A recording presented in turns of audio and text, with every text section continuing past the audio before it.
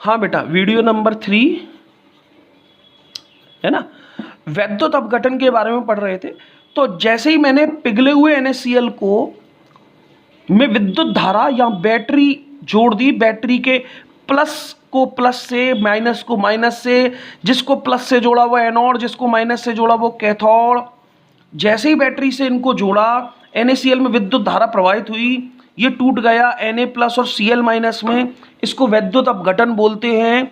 जब किसी विद्युत अपघट्ट में वैद्युत धारा प्रवाहित की जाती है तो उस वैद्युत अपघट्ट का विपरीत आवेशित आयनों में टूटने की प्रक्रिया वैद्युत अपघटन कहलाती है।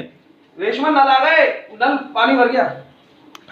तो वैद्युत अपघटन, जब किसी विद्युत अपघट्ट में वैद्युत धारा प्रवाहित की जाती है तो वैद्युत धारा प्रवाहित करने पर इस वैद्युत अपघट्ट पदार्थ का विपरीत आवेशित आयनों में टूटने की प्रक्रिया वैद्युत अपघटन कहलाती है। जैसे NaCl Na प्लस और Cl माइनस में टूट गया, ठीक है। अब दो रिएक्शन होंगी, एक एनोड पर होगी, एनोड प्लस का है, प्लस पर कौन जाएगा बेटा, Na प्लस Cl माइनस टूट गया, प्लस पर कौन जाता है, माइनस। यहां से Cl माइनस जो है वो प्लस की ओर भागेंगे, मतलब एनोड की ओर जाएंगे। यहां एनोड यानी प्लस का है, माइनस प्लस पर गए। Cl माइनस हमेशा एक इलेक्ट्रॉन की अधिकता है इस पर, एक इलेक्ट्रॉन त्याग कर Cl प्लस इलेक्ट्रॉन, इसको ऑक्सीडेशन कहते हैं, ऑक्सीकरण। एनोड पर हमेशा ऑक्सीकरण होता है। Cl माइनस इस इलेक्ट्रोड पर गए और इलेक्ट्रॉन इसने त्याग दिया और ऑक्सीडेशन हो गया। अब आ जाओ कैथोड पर। कैथोड जो होता है वो माइनस का होता है और माइनस पर कौन जाता है, प्लस। यानी माइनस जो है ऋणावेशित आयन है वो प्लस इलेक्ट्रोड की तरफ जाते हैं। आपने देखा तो आपने देखा, सॉरी, कैथोड जो होता है एनोड प्लस का, कैथोड इस पर ये प्लस है Na प्लस, ये भागेंगे इस माइनस की ओर। ये Na प्लस जो इसमें थे ये इस माइनस की ओर भागे, इनके पास एक इलेक्ट्रॉन की कमी है बेटा। जो इसने इलेक्ट्रॉन त्यागा वो इसने ग्रहण कर लिया और ग्रहण करके Na बदल गया। सारे इस पिघले हुए NaCl में से Na प्लस इस कैथोड पर जाकर, इस इलेक्ट्रोड पर जाकर चिपकते चले जाएंगे। ये इलेक्ट्रोड मोटा होता चला जाएगा और यहाँ धातु इस कैथोड पर निक्षेपित होती जाएगी। इसका इस पर निक्षेपन यानी अवक्षेपन होता जाएगा और ये अपने आवेश को यहाँ निकालता जाएगा। आपने इसको बोलते हैं रिडक्शन, इसको कहते हैं पिघले NaCl का वैद्युत अपघटन। आपने देखा NaCl का जब वैद्युत अपघटन कराया तो Na प्लस और Cl माइनस में टूट गया बेटा, और यहाँ एक प्लस पर एनोड पर यानी प्लस का होता है, प्लस पर कौन जाता है, माइनस, और कैथोड माइनस का होता है, माइनस पर प्लस भागते हैं और ये दोनों आयन एनोड और कैथोड पर जाकर अपने अपने आवेश को निरावेशित कर देते हैं। देखो यहाँ माइनस गायब हो गया इस पर से, यहाँ प्लस था तो यहाँ प्लस गायब हो गया। तो वैद्युत अपघटनी सेल का एक मोस्ट इंपॉर्टेंट पॉइंट ये है कि वैद्युत अपघटनी सेल में दोनों आयन दोनों इलेक्ट्रोडों पर जाकर अपने अपने आवेश को निरावेशित कर देते हैं और यहाँ धातु कैथोड पर निक्षेपित हो जाती है। ये पिघले NaCl का वैद्युत अपघटन, ठीक है। अब दूसरा एग्जाम्पल लेता हूँ। पिघले NaCl की जगह मैंने जलीय HCl का Pt इलेक्ट्रोड पर वैद्युत अपघटन। बेटा ये वाला एग्जाम्पल है ना, पिघले NaCl का वैद्युत अपघटन, ये इस पाठ में नहीं है, ये एक्स्ट्रा है ना, समझाने के लिए पढ़ाया मैंने और भी पढ़ाऊंगा, समझाने के लिए ये एक्स्ट्रा है। जो बुक में है वो ये है, आएगा तो ये आएगा, जलीय HCl का Pt इलेक्ट्रोड पर वैद्युत अपघटन, ठीक है। जलीय HCl का Pt इलेक्ट्रोड पर वैद्युत अपघटन, मतलब मैंने HCl का जलीय विलयन ले रखा है और Pt इलेक्ट्रोड पर मैं इसका वैद्युत अपघटन करा रहा हूं, जैसे कि मैंने आपको इसमें कराया है ना। अब इसका डायग्राम बनाते हैं, जलीय NaCl का Pt इलेक्ट्रोड। ये देखो आप बेटा, ये वी कर लिया वही है ना, और पीटी के 2 इलेक्ट्रोड लिए बेटा, एक को बैटरी के प्लस टर्मिनल से, एक को बैटरी के माइनस टर्मिनल से, और एक्वस NaCl, जिसको ये पीटी के इलेक्ट्रोड है बेटा, जिसको प्लस से जोड़ा वो बेटा एनोड है, जिसको माइनस से जोड़ा वो कैथोड। यहाँ पीटी जो है वो अक्रिय इलेक्ट्रोड है बेटा। इलेक्ट्रोड 2 तरह के होते हैं, एक तो इलेक्ट्रोड होता है सक्रिय और एक होता है अक्रिय। इनको बता देता हूँ मैं आपको, सक्रिय और अक्रिय में फ़र्क। बेटा सक्रिय इलेक्ट्रोड और अक्रिय इलेक्ट्रोड में क्या अंतर है कि जो सक्रिय इलेक्ट्रोड होते हैं ना, वो खुद रासायनिक अभिक्रिया में भाग लेते हैं, खुद इलेक्ट्रॉन त्यागते हैं, खुद ग्रहण करते हैं।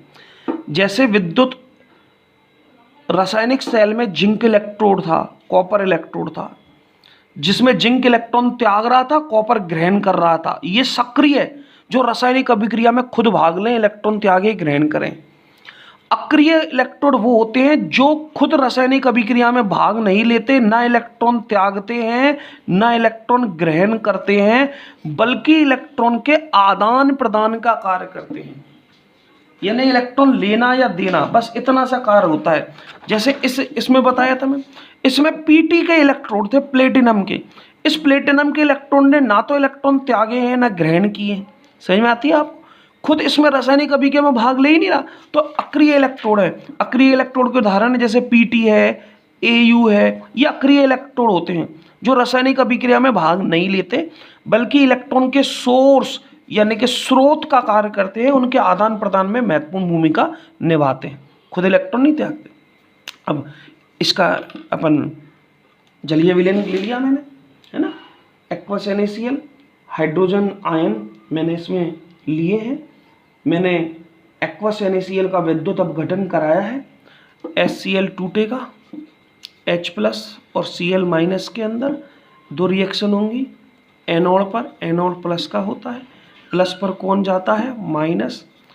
Cl- एक इलेक्ट्रॉन इस पर अधिक है, इलेक्ट्रॉन इसने त्यागा और त्याग कर Cl बना लिया। ये Cl दूसरे Cl से मिलकर Cl2 गैस के रूप में बाहर निकल जाती है। तो जैसे ही NaCl का विद्युत अपघटन होता है, Cl- पर जाकर इलेक्ट्रॉन त्यागता है, ये ऑक्सीडेशन हो गया। Cl से मिलकर Cl2 बना लिया। अगर मैं बात करूं कैथोड की, कैथोड पर, ये तो एनोड पर हो गया, कैथोड पर क्या होता है? कैथोड पर H+ जाते हैं, है ना। कैथोड माइनस का होता है, माइनस पर प्लस, H+ एक इलेक्ट्रॉन, यहाँ एनोड पर इलेक्ट्रॉन त्यागे जाते हैं, सॉरी इलेक्ट्रॉन त्याग दी इसने। Cl- ने इलेक्ट्रॉन त्याग कर ये Cl बना लिया। ये इलेक्ट्रॉन ये ग्रहण कर लेता है, जो एनोड पर त्यागे जाते हैं वो ग्रहण किए जाते हैं, और ये H बन गया। H+ H मिलकर H2 बन गया, यहाँ हाइड्रोजन गैस निकल गई, ये रिडक्शन हो गई। ठीक है, तो ये एनोड पर हो गई रिएक्शन, ये कैथोड पर हो गई। ये एक्वस NaCl का विद्युत अपघटन हो गया। समझ में आती है आपको? तो ये NaCl का विद्युत अपघटन हमने कराया, NaCl पिघले हुए NaCl का विद्युत अपघटन। बेटा इसमें एक साथ ऑक्सीकरण होता है, एक साथ अपचयन होता है। यहाँ एनोड पर कौन सी गैस मुक्त हो रही है? Cl2। और यहाँ कैथोड पर अगर देखा जाए तो कैथोड पर कौन सी गैस मुक्त हो रही है? H2। तो एक साथ ऑक्सीकरण, एक साथ अपचयन होता है इस अभिक्रिया के अंतर्गत। यहाँ विद्युत अपघटन तब तक होता रहता है, विद्युत अपघट्ट प्रत्येक क्षण विद्युत उदासीन बनाए रखता है, क्योंकि यहाँ दोनों आयन एक साथ विसर्जित होते हैं बेटा।